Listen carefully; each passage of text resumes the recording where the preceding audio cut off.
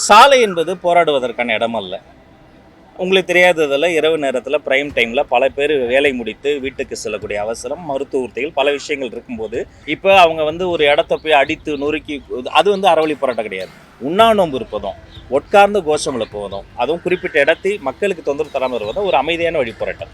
அனைவருக்கும் காலை வணக்கம். நேற்றைய தினம் பள்ளிக்கல்வித்துறையின் சார்பில் நம்முடைய அறிவியல் தமிழர்கள் திரு நாராயணன் மற்றும் திரு மயில்சாமி அண்ணாதுரை உள்ளிட்டவரினுடைய தலைமையில் ஹை லெவல் கமிட்டி ஆரம்பிக்கப்பட்டு கரிக்குலம் பாடத்திட்டம் சார்ந்து அது பாடப்புத்தகமாக இல்லாமல் அது படப்புத்தகமாக மாற்றப்படுவது, கதைகளின் வழியே கணிதத்தை சொல்லித் தருவது, புத்தகப்பை சுமையை குறைத்து மாணவர்களின் மனசுமையை குறைப்பது, ஆர்டிஃபிஷியல் இன்டெலிஜென்ஸ் மட்டுமல்ல நேச்சுரல் இன்டெலிஜென்ஸையும் வளர்த்தெடுப்பது, பெற்றோரை மதிக்கும் கல்வி முறையை சொல்லிக் கொடுப்பது, பெண்ணுரிமையை போற்றுவதை சொல்லிக் கொடுப்பது, ப்ராட் என்ஜினை சொல்லிக் கொடுப்பது என்று பல்வேறு விஷயங்களை முன்னெடுத்து அதை நீட்சியாக இன்றைய தினம் நம்முடைய அரசு மகளிர் மேல்நிலைப் பள்ளிகளில் 5 அரசு மகளிர் மேல்நிலைப் பள்ளிகளில் நீர் எழில் பள்ளி என்ற ஒரு திட்டத்தை தொடங்குகிறோம். இதன் மூலம் தண்ணீரை மறுசுழற்சி செய்து தாய்ப்பாலுக்கு நிகர்த்த தண்ணீரின் அருமையை எங்களுடைய மாணவிகள் மூலமாக அவர்கள் எங்களுடைய தூதர்கள் இந்த தண்ணீரின் அருமையை நீர் எழில் பள்ளி என்ற திட்டத்தையும் இன்றைய தினம் அடிக்கல் நாட்டி நாங்கள் தொடங்கி வைத்திருக்கிறோம். இது பள்ளிதோறும் பெருகட்டும், நீரின் அருமை நமது மாணவிகள் மூலமாக உலகெங்கும் புரியட்டும். நீட் தேர்வுல தமிழ்நாடு அரசோட நிலைப்பாடு என்ன அப்படின்றது மறுபடியும் தெரிஞ்சுக்கிறதுக்கு மக்கள்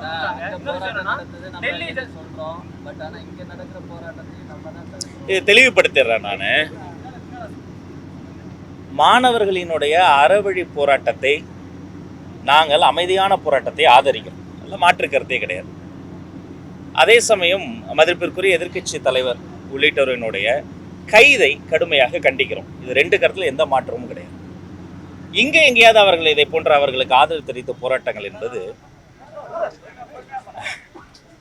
இங்கே அதை ஒட்டி நடைபெறுகிற போராட்டம் முறைப்படி காவல்துறையில் அனுமதி கோரி மக்களுக்கும் மற்றவர்களுக்கும் தொந்தரவு இல்லாமல், போக்குவரத்து இடையூறு இல்லாமல் அவர்கள் அனுமதி கோருகிற பொழுது அது சாத்தியம். ஆனால் திடீர்னு ஏதோ ஒரு இன்ஸ்டிகேட் பண்ணியோ அல்லது மக்களுக்கு இடையூறு செய்கிற பொழுதோ அது அதற்கான நடவடிக்கைகள் தான் எடுக்கப்பட்டது. மற்றபடி மாணவர்களின் அறவழி போராட்டத்தை நம்ம ஆதரிக்கிறோம். அப்புறங்க அன்றும் சரி இன்றும் சரி எப்போதுமே முற்றுமுழுதான நீட் முறை ஒழிப்பு என்பது தான் தமிழக வெற்றி கழகத்தினுடைய நிலைப்பாடு. நீட் ஒழிப்பே நிரந்தர தீர்வு, நீட் சீரமைப்பு கிடையாது. கம்ப்ளீட் நீட் ஒழிப்பே நிரந்தர தீர்வு என்பது தான் தமிழக வெற்றி கழகத்தினுடைய நிலைப்பாடு. 2 ஆண்டுகள் முன்பே இதை குறித்து விரிவாக நாங்கள் பேசியிருக்கிறோம். எனவே அன்றும் இன்றும் இன்றும் நீட் ஒழிப்பு தான் எங்களுடைய நிலைப்பாடு. மாணவர்களை அறவழி போராட்டத்தை ஆதரிக்கும். சார், அந்த குரல் ஸ்ட்ராங்கா இல்லை உங்க சைட்ல இருந்து?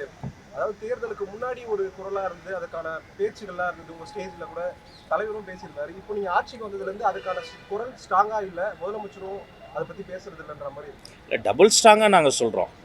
அப்போ நாங்கள் ஆட்சியில் இல்லாத போதே அதை குறித்து நாங்கள் பேசுகிற போது வெறும் போராட்டம் அல்ல, சொல்யூஷன் ஓரியன்டட் பாலிடிக்ஸ், சுமூக தீர்வை நோக்கி அரசியல் தான் நாங்கள் முன்னெடுத்தோம். எப்படி கல்வியை முதல்ல இந்த பொதுப்பட்டியலிருந்து மாநில பட்டியலுக்கு கொண்டு வருவது தான் இந்த பிரச்சனைக்கான தீர்வு. அதை எய்தக்கூடிய பாதை ஒவ்வொருத்தரும் ஒவ்வொரு பாதையை தேர்ந்தெடுக்கலாம். ஆனால் நிரந்தர முடிவுங்கிறது என்ன? கல்வியை மாநில பட்டியல் கொண்டு வரணும். இது குறித்து பல ஆண்டுகள் முன்பே நாங்கள் அப்போது பேசும்போது இதே தான் நாங்கள் வலியுறுத்தணும். அதை ஒரு ஒத்திசைவு பட்டியலையாவது கொண்டு வரணும். இதை மாநில பட்டியலுக்கு மாற்றாது இந்த பிரச்சனை தீராது. ஒரு போராட்டத்தின் மூலமாக இந்த பிரச்சனை தீராது, ஒரு நடவடிக்கை மூலமாக தீராது. அப்போ நிரந்தர தீர்வு என்பது நீட் ஒழிப்பு, கல்வியை மாநில பட்டியலுக்கு மாற்றுவது. இதை தான் நன்றும் சொன்னோம். இரவு சாலையில உட்கார்ந்து போராட்டம் பண்ணவங்க காவல்துறையினர் வலுக்கட்டாயமா கைது பண்ணிருக்காங்க. டெல்லி காவல்துறைக்கும் தமிழக காவல்துறைக்கும் இதுல வித்தியாசமே இல்லையான்ற மாதிரியான கேள்விகள்லாம் இருக்கு. அனுமதி பெறாமல் போராடினாலும் பேச்சுவார்த்தை மூலமா அவங்க கிட்ட ஃபேக்டை சொல்லி கூட்டிட்டு போகிற அளவு இதை தான் நாங்களும் சொல்றோம். என்னன்னா சாலை என்பது போராடுவதற்கான இடம் அல்ல. உங்களுக்கு தெரியாததில் இரவு நேரத்தில் பிரைம் டைமில் பல பேர் வேலை முடித்து வீட்டுக்கு செல்லக்கூடிய அவசரம், மருத்துவ உறுதிகள் பல விஷயங்கள் இருக்கும்போது சாலை என்பது போராடக்கூடிய இடம் அல்ல. அதில் ரொம்ப தெளிவாக இருக்கும்.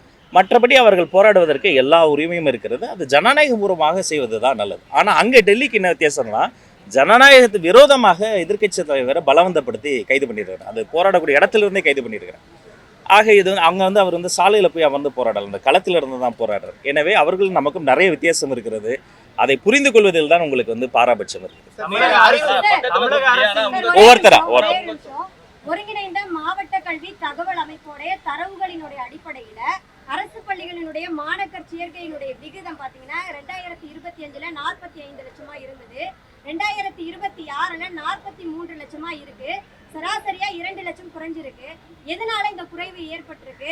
இடைநிற்றல் அதிகமா இருக்கா, இல்ல ஆசிரியர்களினுடைய காலி பணியிடங்களை நிரப்பாததான் இதற்கு காரணம்?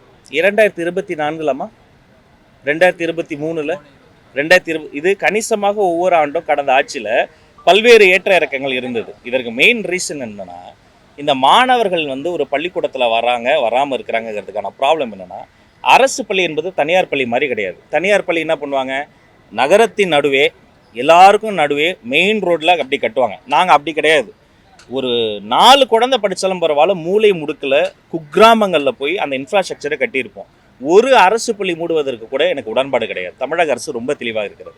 சரி, ஒரு குழந்தை சேரலையே, அந்த பள்ளிகள் அடையாளம் காணப்பட்டு எங்களுடைய அதிகாரிகளை அனுப்பி மதுரையை சுற்றி இருக்கக்கூடிய ஒரு கிராமத்தில் புதிதாக 10 மாணவர்கள் சேர்ந்து விட்டார்கள். அந்த பள்ளி மீண்டும் இயங்குகிறது.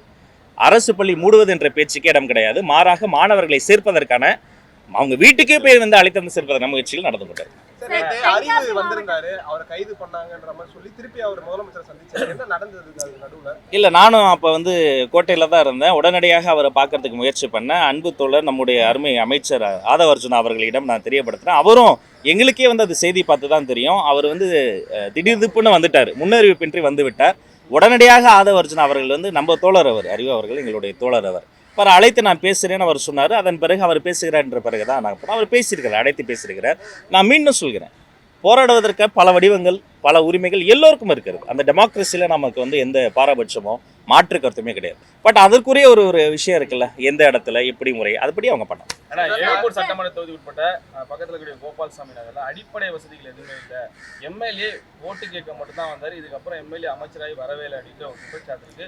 முதலமைச்சர் ஆய்வு பண்ணும்போது மனுக்கள் கொடுக்க காத்திருந்தோம், அப்போ கூட எங்க மனுக்களை யாரும் வாங்கன்னு சொல்லி பொதுமக்கள் ஒரு குமுறலை வச்சிருக்காங்க. ஒரு மனு கூட ஆலையோட அந்த ஸ்மெல் வந்து பார்த்தீங்கன்னா இந்த பகுதி முழுவதுமாக சுத்திருக்கு. இதுக்கு மாற்று நடவடிக்கை ஏதாவது கேட்குறாங்க? கட்டாயமா. அது வந்து அவர்களினுடைய காற்று மாசு அவர்களினுடைய பிரச்சனை மட்டும் கிடையாது, ஒரு தலைமுறையினுடைய பிரச்சனை. ஒரு மனு கூட மிஸ் அவுட் ஆகக்கூடாதுங்கிறதுல நான் ரொம்ப தெளிவாக இருக்கேன். இது வந்து அந்த சம்மந்தப்பட்ட இடத்திற்கே நம்ம போய் ஒவ்வொரு இடத்துக்கும் மனு வாங்குவது ஒரு முறை, அதை வாங்கினதை டேப்லேஷன் பண்ணி டிஜிட்டல் பண்ணுறது இன்னொரு முறை. நான் அந்த முறையில் தான் இருக்கிறேன். என்ன மனுக்கள் வந்தது, எத்தனை மனுக்கள் சீராய்வு செய்யப்பட்டது என்பதையெல்லாம் நான் டிஜிட்டல் டேஷ்போர்டாக தயார்படுத்தி இருக்கிறேன். கட்டாயமாக அந்த காற்று மாசு சம்மந்தப்பட்ட ஒரு 2-3 டிபார்ட்மெண்ட் கொலாபரேட்டிவாக முடிவெடுக்கணும்.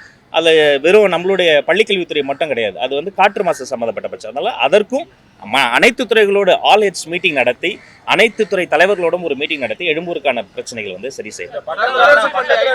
பணியாற்றக்கூடிய ஊழியர்களுக்கு எம்எஸ் நம்பர்னு ஒரு நம்பர் கொடுத்துருக்காங்க. இப்போ நிறுத்தி இருக்கோம், 2 வருஷமா கொடுக்குறது. இஎம்ஐஎஸ் ஊதிய முரண்பாடுகள்லாம் பிரச்சனையா இருக்குதுன்னா எப்போ சரி செய்ய போறாங்க? இல்லை, இந்த ஊதிய பிரச்சனை என்பது ஒரு நிர்வாக பிரச்சனை மட்டும் கிடையாது, அது ஒரு நிதி பிரச்சனை. அந்த சம்பந்தப்பட்ட சங்கங்கள் கட்டியிருக்கிறாங்க. சில சங்கங்கள் வந்து என்ன பண்ணியிருக்கிறாங்கன்னா, அது வந்து கோர்ட்டுக்கு போயிட்டாங்க, சப்ஜுடிஸ் அப்படிம்போம். அப்போ நீதிமன்றத்தில் இருக்கும்போது அதை பற்றி நம்ம பொது தளத்தில் பேச முடியாது. அப்படி இல்லாத பிரச்சனைகளை நீதிமன்றத்துக்கே போனால் கூட சில பேர் லோக் அதாலத் வாங்கிட்டு வருவாங்க. சுமூக பேச்சுவார்த்தை மூலமாக தீர்வு காண்பது தான் பிரச்சனை. இது வந்து நிர்வாக ரீதியாக மட்டும் இல்லை, நிதி பிரச்சனையும் இருக்குது. ஆமாம், அது மறுபடியும் அது முன்ன இருந்த அந்த ப்ராப்ளம்ஸ் எல்லாம் சார்ட் அவுட் பண்ணி ஆன்லைனில் கொண்டு வரும்.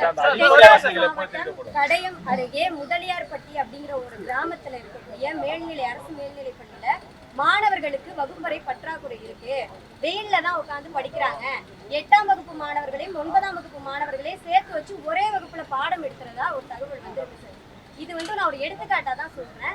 தமிழகத்தில் இருக்கக்கூடிய பல்வேறு அரசு பள்ளிகள்ல இது மாதிரி வகுப்பறை பற்றாக்குறை இருக்குங்கிற பட்சத்துல என்ன மாதிரியான நடவடிக்கைகளை எடுத்துருக்கு? இன்ஃப்ராஸ்ட்ரக்சரை பொறுத்த வரைக்கும், பள்ளிக்கல்வித்துறையை பொறுத்த வரைக்கும் ஹார்ட் காம்பனன்ட்ஸ், சாஃப்ட் காம்பனன்ட்ஸ்னு 2 சொல்லுவோம். ஹார்ட் காம்பனன்ட்ஸ் இது இப்போ இந்த பில்டிங், இன்ஃப்ராஸ்ட்ரக்சர், வகுப்பறை ஹார்ட் காம்பனன்ட். சாஃப்ட் காம்பனன்ட்ஸ் எதுனா அவங்களுக்கு நடத்தப்படுற கிளாஸ். இப்போ கொரோனா தொற்று காலகட்டத்தில் ஆன்லைன்லேயே பண்ணோம், அது வந்து நடத்துறது சாஃப்ட் காம்பனன்ட்ஸ் வந்து ஈஸி. ஆனால் ஹார்ட் காம்பனன்ட்ஸில் வந்து இத்தனை உயரம் இருந்தால் அது வந்து பள்ளிக்கல்வி கட்டணும், ஒரு காம்பவுண்ட் வால். இவ்வளவு தூரம் இருந்தால் பிடபிள்யூடி பங்களிப்பு இருக்குது. எம்எல்ஏ சம்மந்தப்பட்ட தொகுதியினுடைய எம்எல்ஏ கிட்ட நிதி வாங்கணும், எம்பி கிட்ட நிதி வாங்கணும்னா அது ஒரு கொலாபரேட்டிவாக இருக்குது. அதனால் அந்த ஹார்ட் காம்பனன்ட்ஸை பொறுத்த வரைக்கும் கண்டிப்பாக அந்த பிரச்சனைகள் சரி செய்யணுங்கிறது தான் என்னுடைய முதன்மையான நோக்கம். ஏன் முதல் கையெழுத்தை கழிப்பறை கொண்டு வந்தேன்னா, நானும் அதை அறிவேன். என்னுடைய அம்மா ஒரு சாதாரண சத்துணவு அமைப்பாளர். அவங்களுடைய பள்ளிகளில் போய் நான் வந்து அவங்களோட அந்த குழந்தைகளோட நான் இருந்து விளையாடி இருக்கிறேன். அங்கே தான் என்னுடைய விடுமுறை நாட்கள்லாம் அங்கே போயிடுவேன், நான் அங்கேயே தான் இருப்பேன். அதனால் அந்த பிரச்சனையை சரி செய்யணும் என்பது தான் நோக்கம். பட் அது ஒரே நாளில் ஒரே இரவில் அப்படி வந்து சரி செய்ய முடியாது. அதில் பல துறை சம்மந்தப்பட்ட விஷயங்கள் இருக்குது. நாங்கள் அதை ஆய்வு பண்ணி டேப்லேட் பண்ணியிருக்கோம். தமிழக அரசு ஒரு கண்டனமோ ஒன்றிய அரசு இந்த மாதிரி நடவடிக்கைகளை நாங்கள் கண்டிக்கிறோம் சொல்லி அரசு தரப்புலையோ இல்லை அரசு வர்றதுக்கு தாமதம் ஆகுதுக்கான காரணம் என்ன? இல்லை சில மணி நேர தாமதத்தை வந்து நம்ம அப்படி தாமதம்னு கருத முடியாது. அது திட்டமிட்ட தாமதம் கிடையாது. அது சரியான தரவுகளோடு வர வேண்டியதுதான் முக்கியம். ஒரு வார்த்தை அப்படி இப்படி வந்துடக்கூடாது. அப்புறம் எந்த ஒரு அராஜகமான கைதுமே நாங்கள் வந்து எப்பவுமே எதிர்ப்போம். அதே மாதிரி அன்றும் இப்போ நான் சொன்னேன் இல்லையா, இந்த பிரச்சனைக்கான நிரந்தர தீர்வு என்ன? வெறுமனே இதை வந்து வாக்கு அரசியலுக்காக நீட் ஒழிப்பு ரகசியம் எங்களிடம் இருக்கிறது அப்படிலாம் நாங்கள் சொல்லலை. நீட்டை ஒழிக்கணும், அதற்கு இது மாநில பட்டியலில் வரணும் அப்படின்னு தெளிவான அந்த ரோட் மேப்பை நான் கொடுத்துருக்குறோம். மற்றபடி அது திட்டமிட்ட தாமதம்லாம் கிடையாது. தரவுகளை சேகரித்து சரியான ப்ராப்பர் அப்ரூவலோடு வருவதற்கான நிரந்தர தீர்வுக்கு என்ன சார் பண்ண போறோம்? நிரந்தர தீர்வுக்கு என்ன பண்ண போறோம்? இதான் சொல்கிறேனே, மாநில பட்டியலுக்கு கொண்டு வரணும், அதுக்கு என்ன பண்ண ஒத்திசைவு போறோம்? பட்டியலுக்கு கொண்டு வரணும். அதில் லீகல் ப்ராப்ளம்ஸ் இருக்குது. சட்டப்பூர்வமாக சட்ட போராட்டத்தை முன்னெடுத்து இதற்கான தீர்வை அடைந்தே தீர்வு சட்டப்படி கொண்டு வரும். சார், டெல்லியில் நடைபெற போராட்டத்துக்கு தமிழக வெற்றிக்கழகம் சார்பில் தமிழ்நாடு சார்பிலையோ ஆதரவு தெரிவிச்சு நீங்க யாராவது போயிருக்காங்களா? டாக்டர் அருண்ராஜ் ஐஆர்எஸும் மாண்புமிகு அமைச்சர் ஆதவ் அர்ஜுனாவும் பள்ளிக்கல்வித்துறை அமைச்சர் ராஜ்மோகனும் வெளிப்படையாக சொல்கிற மாணவர்களின் அறவழி போராட்டத்திற்கு எங்களுடைய ஆதரவு இருக்கிறதுன்னு. இங்கே பல்வேறு விஷயங்கள் நடந்து கொண்டு இருக்கிறது. ஒரு நாளில் நீங்களே பார்க்குறீங்க, ஒவ்வொரு நாளும் சிறப்பு பிரதிநிதி அதாங்க. அனுப்பி அது கலந்து ஆலோசித்து அது முடிவெடுக்கப்படும். இங்கே ஆல்ரெடி நாங்கள் போட்டிருக்கிற அந்த பிளான் படி பல ஆய்வு பணிகளை மேற்கொண்டிருக்கிறோம். சிஸ்டமை நாங்கள் வந்து சரி பண்ணிட்டு இருக்கிறோம். இங்கே இருக்கக்கூடிய ஒவ்வொரு பிரச்சனையும் ஃபிக்ஸ் பண்ணிட்டு இருக்கிறோம். அதனால இது நீங்கள் சொன்ன மாதிரி அதற்கு கலந்து ஆலோசித்து ஒரு தக்க முடிவு எடுக்கணும். உங்கள் எப்போது போய் மாலையிட போறீங்க? நான் ஒரு 6 வாட்டி போயிட்டேன் தோழர். அடுத்த வாட்டி போகும்போது நீங்களும் வாங்க. அது அந்த ஆய்வில் நாமளும் சேர்ந்து பப்ளிக் பார்ட்டிசிபேஷனோட நம்ம சேர்ந்து வரேன் கண்டிப்பாக. அறவழி போராட்டத்திற்கு ஆதரவு திரும்ப ஒரு 3 தடவை சொல்றீங்க.